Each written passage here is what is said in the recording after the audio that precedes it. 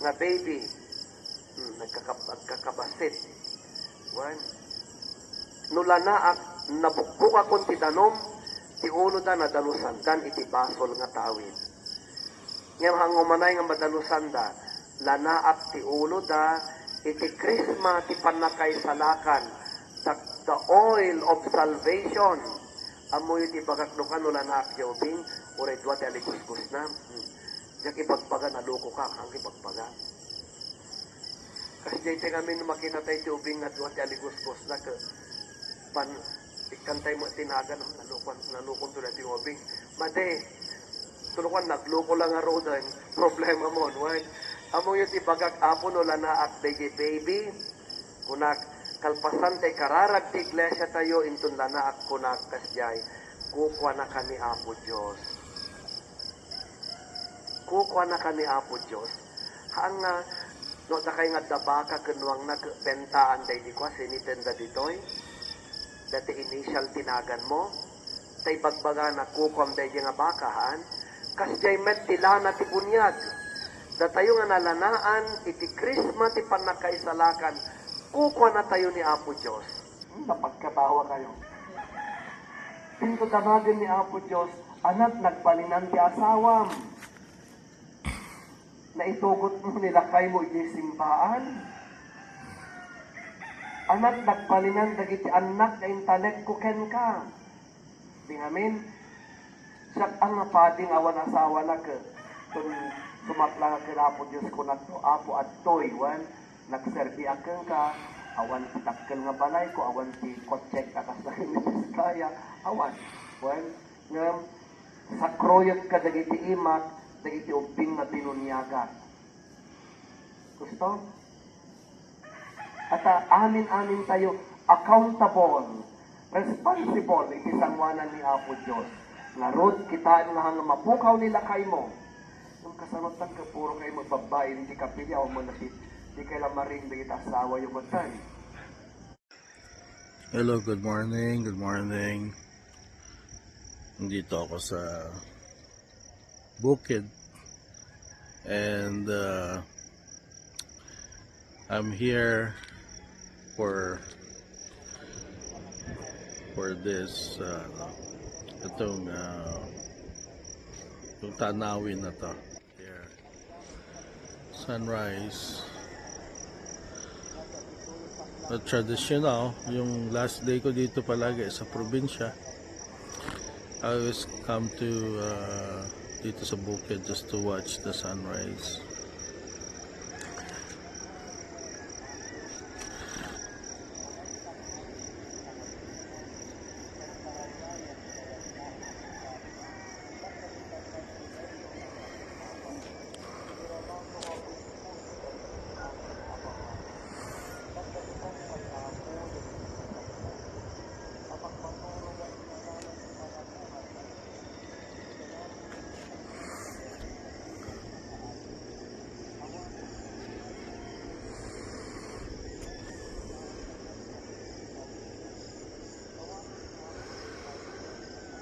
Hope you can hear those sounds.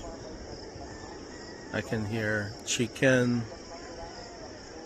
lots of chicken, and then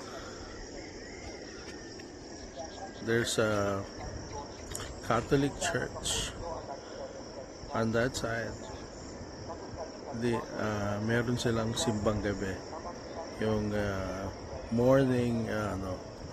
morning service during Christmas season.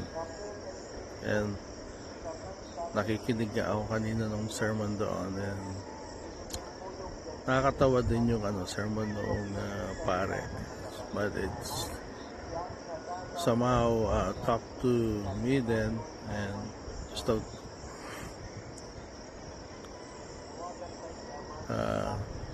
it actually talked to me about the love of God na meron tayo.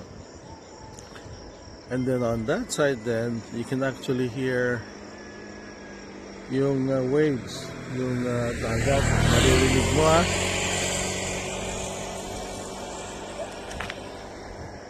nadidinig mo rin yung alo ng dagat, kaya napakasarap dito talaga sa sa probinsya.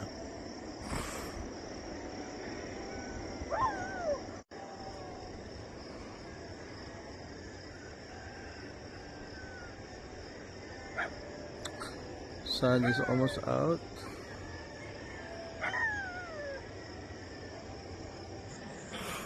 It's so relaxing. Noong bata pa ako, itong lugar na to talagang puro wala pang semento yung kalsada noon, yung ito puro saka masikip noon.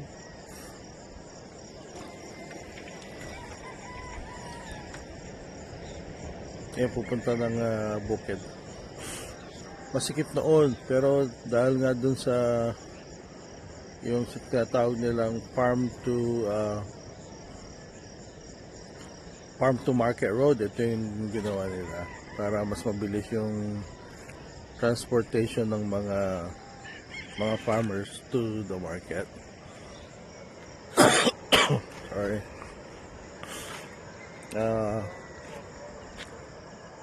Since hindi panahon ng palay ngayon, kaya marami nagtanim ng mais. Merong part dito na nakabakod, hindi ko makita kung anong tanim nila, but I think may tanim silang sibuyas dyan. Pero karamihan ang tanim nila mga mais. We're still here dito sa farm. I'm just waiting for the sun to come out para naman ma-enjoy ninyo yung dito, yung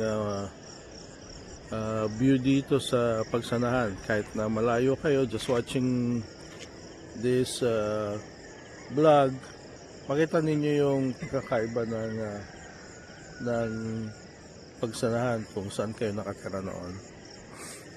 I remember, sabi ko doon sa mga kaibigan ko, even yung mga nandito, they remember the times na nagbukid din ako for 2 years, and those 2 years I've learned so many things in life, being humble and just being simple in life. Kahit na laking Manila ako noon, laking city, but I was able to enjoy the simplest form of life dito sa sa farm. And of course, I was with my Lola Jovi that time. Kaya maraming experience, maraming memories about her na nakatulong sa aking paglaki.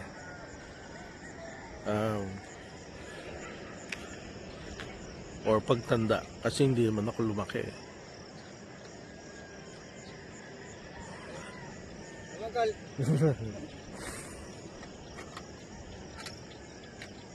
I remained a little boy until now, so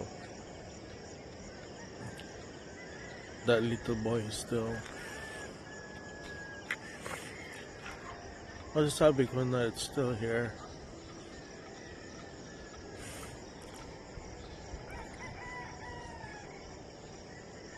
More palay, more mais. Parang Oregon din, puro mais. Kaya lang sa Oregon ngayon this winter, kaya wala nang tanim doon. Waiting for spring again. Ito, mukhang sibuyas ang tanim nito, pero maliliit pa.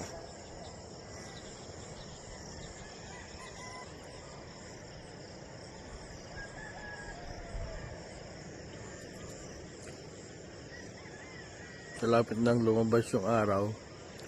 Yung side na yon, kung nakikita nyo, yan yung Morong side. Yung mga nakatira sa Morong, doon sila sa itong itong harap ko. Yan yung Barangay Morong.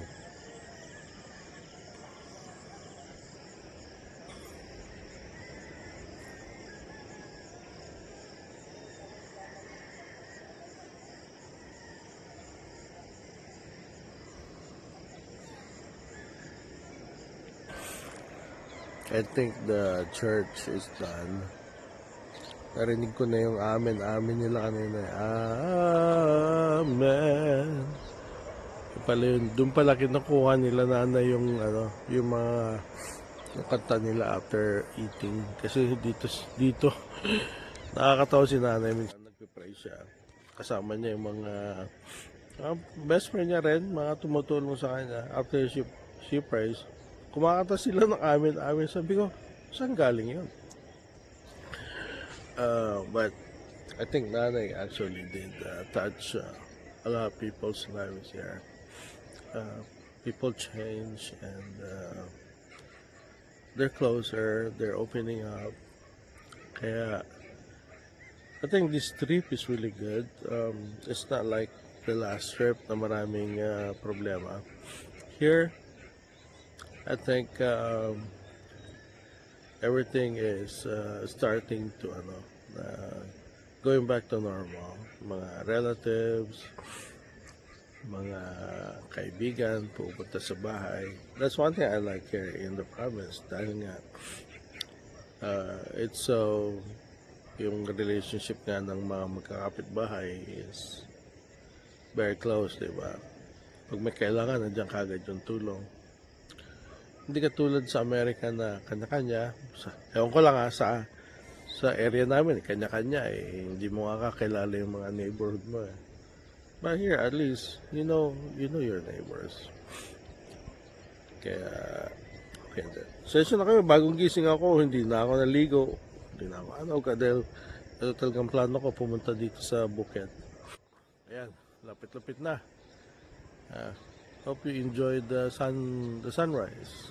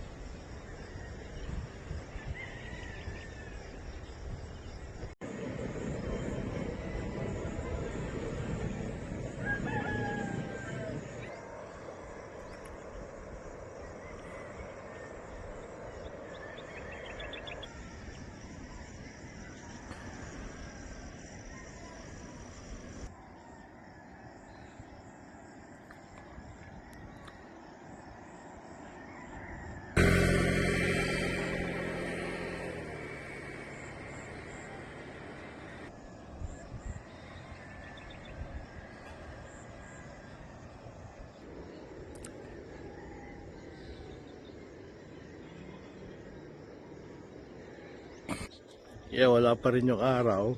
Pero maliwanag na. At least we know na nandyan na yung araw, palabas na yon. But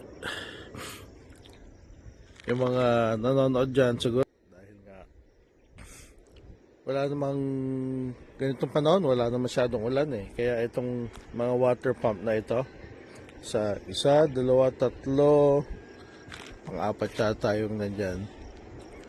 Naka-standby na sila. Tapos kita niyo yung hose papunta dun sa yung papunta dyan sa well, yan yung deep well eh.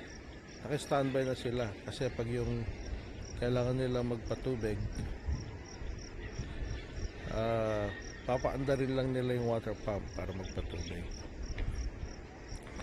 And that's the source of dito yung water. Hindi katulad ng ibang mga iba lang magandang water irrigation, meron silang supply. Dito wala. Kung hindi umulan, wala na. Kailangan ka na rin, water pump ka.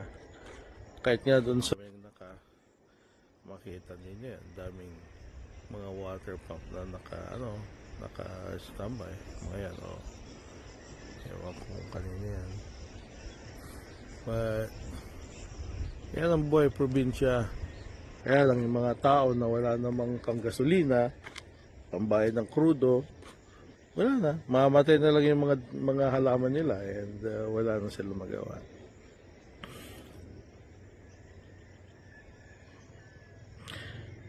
Ngayon dyan, I wish we can see the sun. Pero mukhang natatakpan ng mga ulap kasi. Alas nakikita naman ninyo yung view dito. Ang dami nang papunta ng ng bukid. Roland, kita mo ni Kone. Panjatal talo na. Nagagapay kita eh. Kaya nga rin din. Kun. Mike tutad dyan madamdama.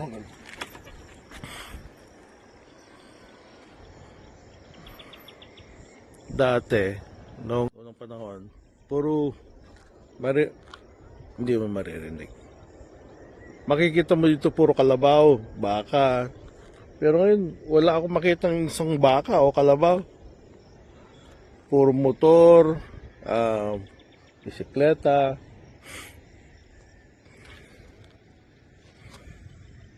Pero I think new technologies na meron na tayong mga tractors and everything. But hindi lahat may tractor, bibihira lang. Kaya nagre-renta pa sila for the tractor. Yeah. That's yung mga engineering, yung mga bagong ways of farming. Pwede kami na taltalonan. Kayo mga gagag kayo. Tumulong ang gabon kita ko, lasunaw. Apay lasa pa naman tilasanan? Pabulong. Oo. Kag pumanil tayo rabe? Wala. Magtutad dyan matamdaman ako. Paggabutan nyo. Tanggalin ta ako. Dito lang. Wala na magtutad dyan.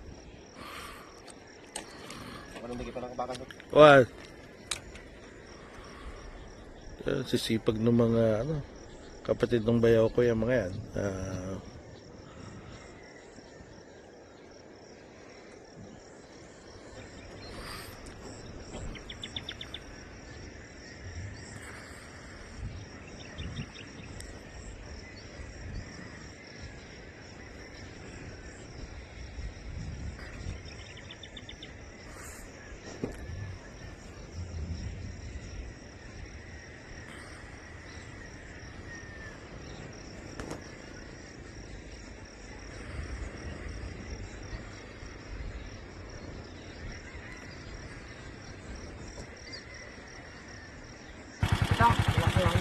Jay. Email. Nagdinag tuma. Jay nga doon. Nakabisikleta na. Si nakamotor. Hindi na mo kaya tag-motor rin. Oo, di na kaya.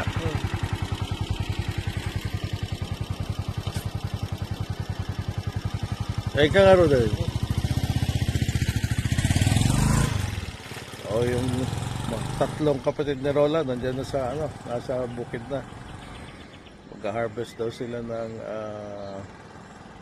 call this onion, mga green onions.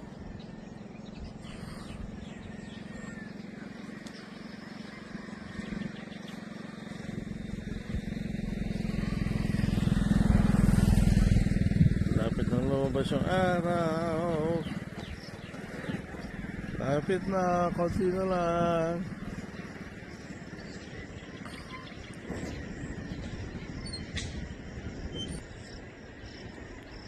Yeah, the sun's covered by the thick cloud there. But it's still so nice. You know?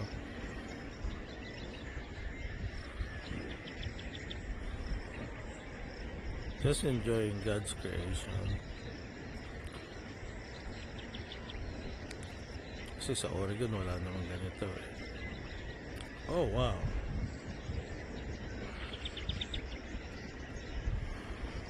Yeah, for my chance, just enjoy it.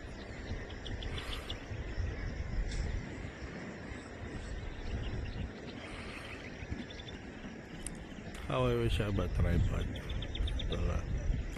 So I don't have to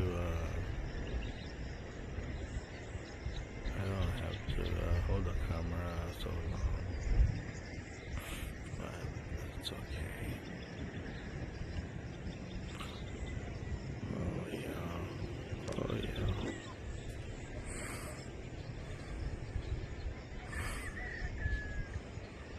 Anytime now. Anytime.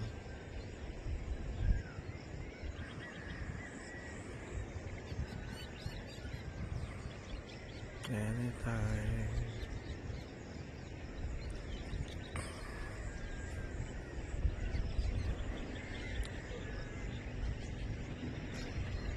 Oh yeah, here comes the sun. Diba may kanya lang? Here comes the sun.